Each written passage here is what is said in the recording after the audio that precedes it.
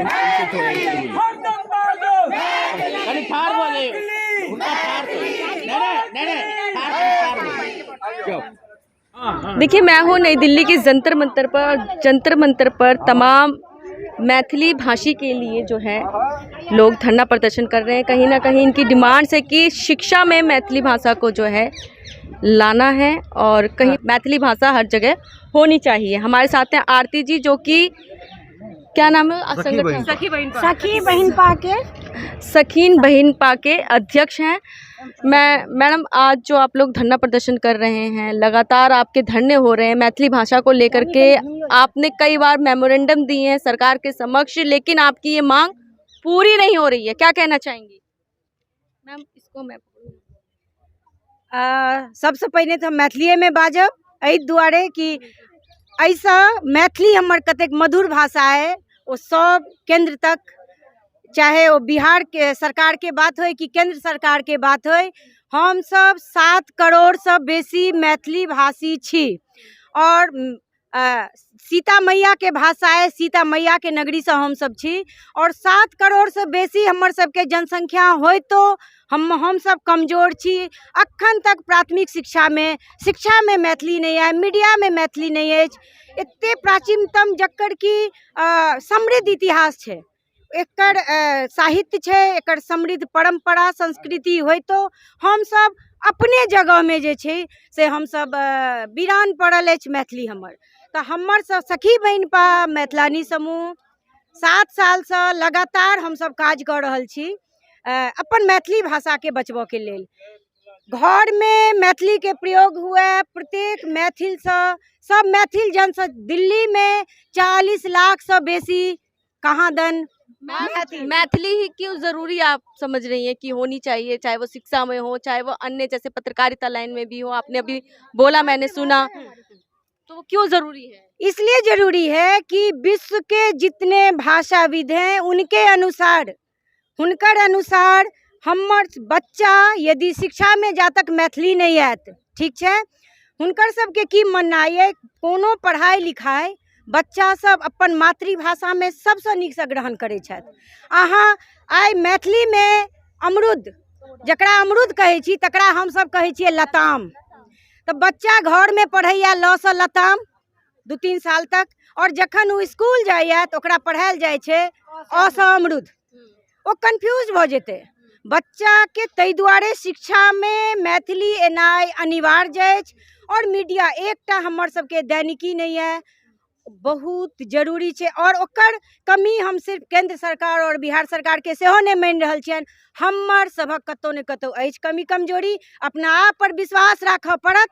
और हमर सभक ई नेपाल और भारत दुनू देश मिला कर 8 करोड़ से बेसी हम सब मैथिली भाषी छी, और वही 8 करोड़ लोग के तरफ से हम मांग कर रहल छी प्राथमिक शिक्षा में मैथिली आबे, इग्नू में आबे, जेएनयू में आबे, सब ठाम हमर मातृभाषा सब ठाम आबे, मीडिया में आबे।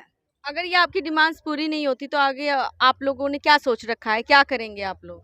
ये जो आज का वो धरना है, ये एक सांकेतिक धरना के रूप में है, और अभी हम लोग बहुत छोटी सी वो देख रही हैं आप, ये आगे आगे देखिए होता है क्या। ई एकटा चिंगारी छे, और ई आंदोलन, ई प्रदर्शन आब नहीं रुकते, और आगा एहि के लेल जत्ता जे करऽ पड़ते, हम जतेक मातृशक्ति छी हम सब तैयार छी, हम सब हर डेग मिलाकर इस चीज के लड़ाई हम सब लड़ते रह। हमारे साथ एडवोकेट भी हैं मुकेश आनंद जी, जो कि हमें सही से बता भी सकते हैं, क्योंकि कहीं ना कहीं इसमें वकीली जो हम कहेंगे न्यायिक तरीके से भी मैथिली भाषा क्यों जरूरी है, क्या लगता है सर? आप एक वकील भी है तो किस नजरिए से आप देखते हैं कि मैथिली भाषा क्यों जरूरी है?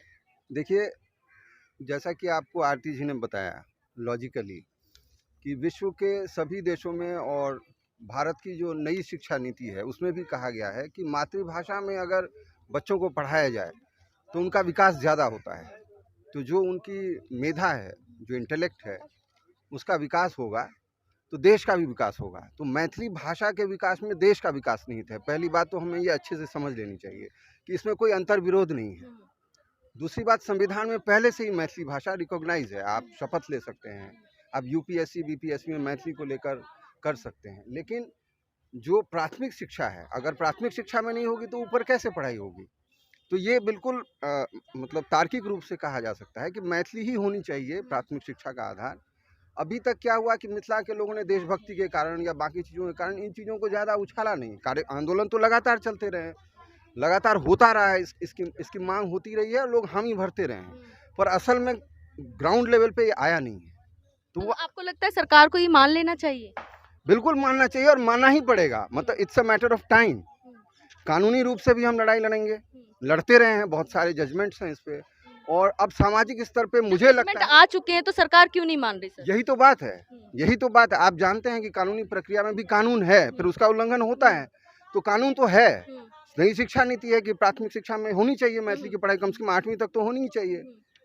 उसका नहीं, अब मैं आपको एक चीज़ बता रहा था कि ये मैथिली के लिए स्वर्ण काल है। जैसे यहाँ पे इतनी महिलाओं का आना, अपने आप में आप देख रहे होंगे कि बहुत सारे कार्यक्रम होते हैं, इतनी महिलाएं नहीं आती, तो ये आप देख सकते हैं कि घर घर तक ये बात पहुंची है। एक बार जरा आप सबको दिखा दीजिए।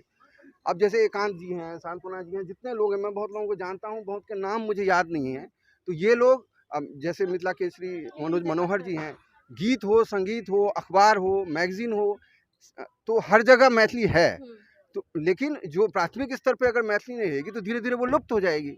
उसमें बहुत सारे कंट्रोवर्सीज पॉलिटिशियंस कर रहे हैं, कोई मैथिली ये हिंदी की उपभाषा है। अभी आपने देखा कि बयान जो आया था शिक्षा मंत्री का, तो ये सब शरारतपूर्ण है, एक भाषा को ख़त्म करने की साजिश है, जिसको अब लग पूरे लोग जान गए हैं, तो इसका कोई सवाल ही पैदा नहीं होता, और जितनी जल्दी करेंगे उनके लिए बढ़िया है। संविधान के 8वें अनुसूची में जब दूसरी भाषा को जब यहाँ पे प्राथमिकता दिया गया है इंडिया में, तो संविधान के 8वें अनुसूची में मैथिली है, तो क्यों नहीं स्कूल में हो, कॉलेज में हो, यूनिवर्सिटी में, ऑल इंडिया लेवल पे यदि एक पंजाबी को दिया गया है, एक सिंधी को दिया गया है, संस्कृत को दिया गया है, तो मैथिली क्यों नहीं आना चाहिए? मेन मुद्दा ये है। दिखा रहा हूँ मैं, ये लिंग्विस्टिक सर्वे जो इंडिया की पहली बार हुई थी 1902 ईस्वी में, और आज तक एक ही बार लिंग्विस्टिक सर्वे हुई है।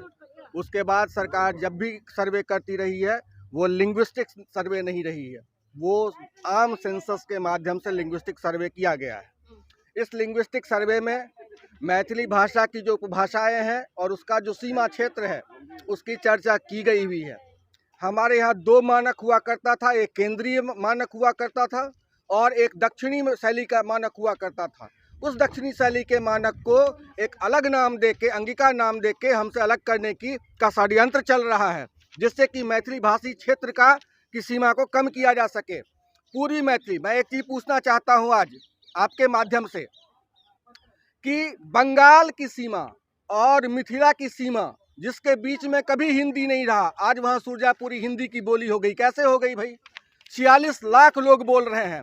जनगणना जो है 2021, उसमें मैथिली भाषियों की संख्या 1,35,00,000 बताई गई है, जबकि सुरजापुरी बोलने वाले की संख्या जो है वो 46 लाख है। अगर आपकी जो डिमांड्स आप लोग कर रहे हैं वो पूरी नहीं होती तो आप लोग क्या करोगे? आप पुरुष भी हैं। देखिए, हमारे पुरुष से मतलब नहीं है, प्रकृति यहाँ पे साथ में, प्रकृति महिला पुरुष दोनों हैं, हाँ। आप शक्ति दोनों की है। देखिए, मैं ये कहना चाहता हूँ कि सरकार नहीं करेगी तो ये अंधा कानून थोड़ी ना है।